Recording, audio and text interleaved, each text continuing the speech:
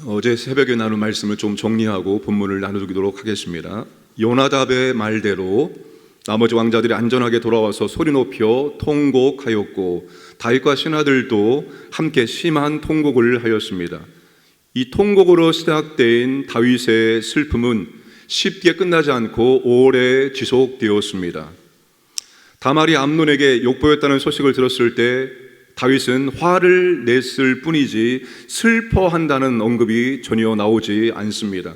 그런데 압살롬이 암논을 살해했다는 소식을 들었을 때는 크게 슬퍼했지만 분노했다는 말이 나오지 않습니다. 다윗은 하루아침에 장자를 잃고 셋째 아들을 잃은 것이나 마찬가지였습니다. 다윗에게 둘째 아들은 나발의 아내 아비갈이 낳은 길르압입니다. 길르압의 이름은 딱 한 번만 나옵니다. 그러니까 일찍 죽었거나 영향력이 없는 그런 아들이었습니다. 암논이 죽은 다음에 왕의 계승 1순위는 압살롬이 되는 것입니다. 그런데 한 아들은 죽었고 한 아들은 도주했습니다. 다윗은 하루아침에 동시에 두 아들을 잃은 것과 같은 입장입니다. 그래서 통곡으로 시작된 이 다윗의 슬픔이 하루 이틀, 한두 달로 끝나지 아니하고 무려 3년 동안이나 지속될 수밖에 없었습니다. 밧세바가 낳은 아들이 하나님의 징계로 죽습니다. 다윗이 하나님께 그 아들을 살려달라고 금식하며 눈물로 기도했습니다. 그러나 하나님께서 다윗의 기도에 응답하지 않았습니다. 그때 다윗이 어떻게 합니까? 밥을 먹고 다시 일상으로 빨리 복귀했습니다. 그런데 이번에는 그의 슬픔이 3년 동안이나 지속되었다는 사실입니다. 그런데 다윗의 오랜 슬픔 끝에 암논에 대해서는 마음이 정리가 되어지고 압살롬에 대해서는 그리워하는 마음이 생기기 시작했습니다. 그런데 기가 막히게 이 다윗의 마음의 변화를 정확하게 본 사람이 있습니다. 누구입니까? 요압이라는 사람이죠. 다윗의 조카이며 군대 장관입니다. 요압이 다윗의 마음의 변화를 눈치를 챕니다. 그리고 왕과 아들의 관계를 회복시키기 위해서 계책을 꾸밉니다.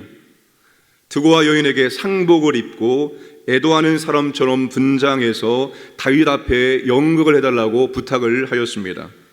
연극의 모든 대사를 요압이 다 주었습니다. 드고아 여인이 다윗 앞에서 연극을 시작합니다.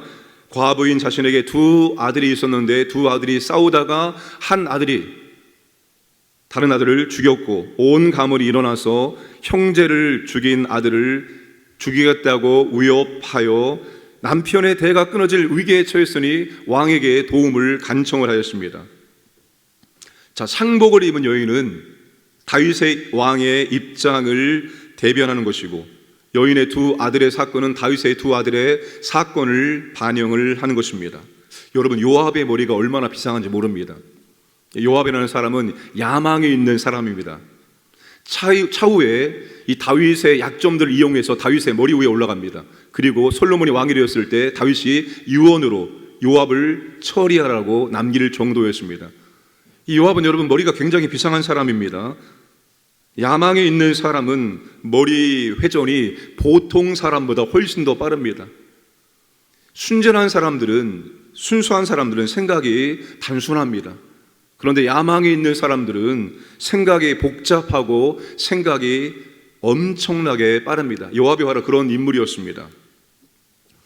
자, 다윗이 드고아 여인의 연극에 넘어가죠. 자, 10절과 11절 말씀 보시면 왕이 이르되 누구든지 내게 말하는 자를 내게로 데려오라. 그가 다시는 너를 건드리지도 못하리라 하니라. 여인이 이르되 청하건대 왕의 왕은 하나님 여호와를 기억하사 원수 갚는 자가 더 죽이지 못하게 하옵소서. 내 아들을 죽일까 두려워하나이다 하니 왕이 이르되 여호와께서 살아 계심을 두고 맹세하노니 내 아들의 머리카락 하나도 땅에 떨어지지 아니하리라 하니라. 자, 다윗이 드고아의 여인의 연극에 속아 넘어가서 하나님의 이름으로 맹세를 합니다. 다윗이 지금 성급한 판단을 내리게 되었다는 것입니다. 자, 요압은 드고아의 여인을 통해서 다윗의 마음을 돌려 압살롬을 데려오고 싶었습니다. 왜 요압이 압살롬을 데려오고 싶어 했을까요? 진심으로 요압이 다윗과 압살롬의 관계가 온전히 회복되기를 원하고 이런 마음들이 있었기 때문에 압살롬을 데려오고 싶어 했던 것이 아니었습니다. 압살롬을 지금 시점에서 이 압살롬을 데리고 오는 것이 국가적인 실리 측면에서 더 낫다고 여겼기 때문입니다. 지금 압살롬은 왕위 계승 1순위입니다. 첫째 장자는 죽었습니다. 그러니까 이 압살롬을 데리고 와서 왕이 물려줄 준비를 해야 한다고 생각을 했거나, 그리고 이 압살롬은 여러분 굉장히 유능한 사람입니다. 압살롬에 대해서 묘사하기를 머리끝부터 발끝까지 완벽한 사람이었습니다. 외모도 완벽했고, 그리고 그의 치밀한 계획, 철저한 준비, 여러분 압살롬은 굉장히 유능한 사람이었습니다. 이 유능한 왕자가 이방 땅에 머물러 있는 것은 이스라엘에게 손실과 위협이 된다고 생각했기 때문에 요압은 압살롬을 빨리 데리고 와서 다윗 왕과 화해를 시키려고 했던 것입니다. 요압은 다윗에게 충성된 신하처럼 보이지만 절대 그렇지 않은 인물이었습니다. 나름대로 야망이 있는 사람이었습니다. 요압의 계략은 하나님의 뜻과 충돌합니다. 말하는 사람에게 유리하도록 사실을 왜곡하였고, 동정심을 호소하여 형을 죽인 압살롬을 처벌하는 것이 부당하게 보이도록 전략을 짠 것입니다. 압살롬이 회개한 증거도 없고 압살롬에게 어떠한 처벌도 내리지 않았는데 그냥 압살롬을 용서하고 받아주도록 한 것입니다.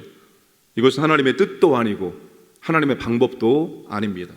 여러분, 하나님은 사랑의 하나님입니다. 예수를 안 믿는 사람들도 하나님 하면 하나님은 사랑의 하나님 다 알고 있습니다. 그런데 하나님이 우리를 사랑할 때 그 사랑의 방법이 두 가지입니다. 뭐죠? 우리가 죄를 지으면 하나님은 죄에 대해서 회개하면 용서해 주시는 분입니다. 그렇죠? 그런데 하나님은 여러분 죄에 대해서 처벌하시는 분입니다. 징계하시는 분입니다. 하나님의 사랑의 방법은 죄 용서와 징계입니다. 여러분, 징계도 하나님의 사랑의 방법입니다. 히브리서에서 8장에서 그것을 말씀을 하고 있습니다.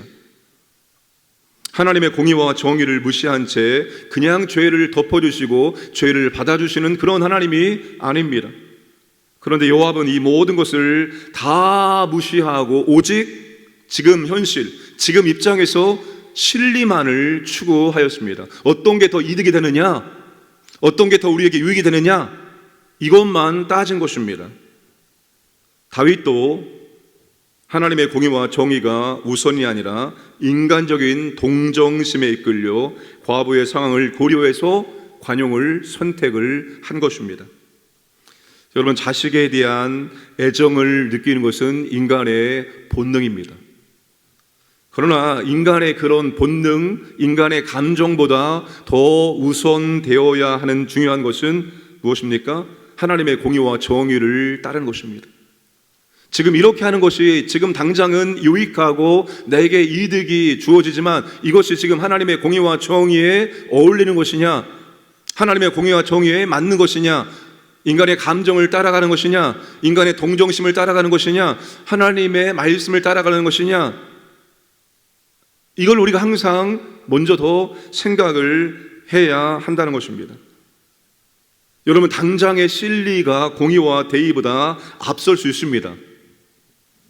왕의 공의보다 국가적인 실리가 더 중요해 보일 수 있어요. 그리고 그렇게 하면은 지금 당장은 유익이 있고 지금 당장은 뭔가 더 좋은 것들이 일어날 수 있습니다. 그런데 여러분, 그것은 지금 당장입니다. 지금 당장은 뭔가 유익함이 있고 뭔가 좋은 혜택이 주어지지만 시간이 지나면 절대로 그것은 유익함이 되지 않는다는 사실입니다. 결국 여러분, 이 압살롬이 돌아와서 무슨 일을 합니까? 4년 동안 치밀하게 반역을 준비하고 반역을 행하게 되어집니다. 여러분, 우리가 실리와 공의가 충돌할 때 그때 여러분 우리는 하나님의 공의를 선택을 해야 합니다. 인간적인 감정과 동정심과 그리고 하나님의 말씀이 충돌할 때 하나님 말씀을 우리는 선택을 해야 하는 것입니다. 사람의 방식과 하나님의 방식이 충돌할 때 우리는 사람의 방식이 아니라 하나님의 방식을 추구할 수 있어야 됩니다. 당장은 그게 힘들고 어렵습니다. 당장은 아픔입니다. 그러나 시간이 지나면 지날수록 하나님의 방식을, 하나님의 공의를 선택한 것은 더 큰 유익으로 우리에게 오게 된다는 것입니다. 그러므로 사랑하는 여러분, 이게 지금 이 10장에서 이렇게 하면 내게 더 좋은데, 내게 더 이득인데, 내게 더 유익인데, 이것 때문에 여러분 믿음을 저버리지 않기를 원합니다. 이것 때문에 하나님의 공의와 정의를 저버리지 않기를 원합니다. 이것 때문에 하나님의 말씀을 저버리지 않기를 원합니다. 당장은 이기지만 뒤로 갈수록 더 힘들어지고 어려워지게 된다는 사실입니다. 우리는 여러분 힘들고 어려워도, 당장은 힘들고 어렵고 마음이 아파도 하나님의 공의와 정의, 하나님의 방식을 따라가야 합니다. 그러면 차후에 우리는 더 하나님께 감사하고 기뻐할 수 있게 된다는 사실입니다. 오늘도 이 하루가 하나님의 공의와 정의를 따라가는 복된 날 되기를 주님의 이름으로 축복합니다. 우리 함께 기도하겠습니다. 진리가 아니라 공의를 추구하게 하여 주옵소서. 감정이 아니라 하나님의 말씀을 추구하게 하여 주옵소서. 사람의 방식이 아니라 하나님의 방식을 따르게 하여 주옵소서. 기도하시고 어린이 주일 온 가족 예배 가운데 하나님 은혜를 허락해 주시고 안전하게 진행되고 마치게 하여 주옵소서. 금요 성령 기도회 우리가 기도하는 자리를 사수하기를 원합니다. 기도의 부흥을 우리 가운데 허락하여 주옵소서. 함께 합심하여 기도하겠습니다. 참 좋으신 아버지 하나님, 오늘도 우리에게 생명을 연장하시고 아버지 하루를 선물로 허락하시면 감사합니다. 이 하루 하나님께 나와서 말씀을 듣고 기도할 수 있도록 은혜 주심을 진실로 감사합니다. 당장의 이익, 당장의 진리가 아니라 하나님의 공의를 따르기를 원합니다. 인간의 감정이 아니라, 인간의 동정심이 아니라 하나님 말씀을 따르기를 원합니다. 사람의 방식이 아니라 하나님의 방식을 따를 수 있도록 우리에게 은혜를 베풀어 주옵소서. 당장은 그것이 힘들고 어려울지라도 항상 아버지 하나님, 우리가 하나님의 길을 따라갈 수 있도록 은혜를 베풀어 주옵소서. 어린이 주일 온 가족 예배를 통해서 하나님 아버지 가족 구원의 은혜가 임하기를 원합니다. 온 가족이 예배되게 하시고 아버지 하나님의 은혜를 경험하기를 원합니다. 모든 행사가 안전하게 진행될 수 있도록 하나님 우리를 보호하여 주옵소서. 금요 성령 기도에 우리가 기도하는 자리를 사수하고 교회가 아버지 기도의 부흥이 일어나기를 원합니다. 뜨겁게 기도할 때 하나님 아버지 놀라운 하나님 임재와 역사 능력을 체험할 수 있도록 복을 내려 주옵소서. 오늘도 아버지 하나님 하루가 하나님 안에서 기뻐하며 즐거워하며 하나님의 방식대로 살아가는 복된 날 될 수 있도록 이끄시고 인도하여 주옵소서. 살아계신 아버지 하나님, 우리에게 생명을 연장시켜 주시고 하루를 선물로 주심을 감사합니다.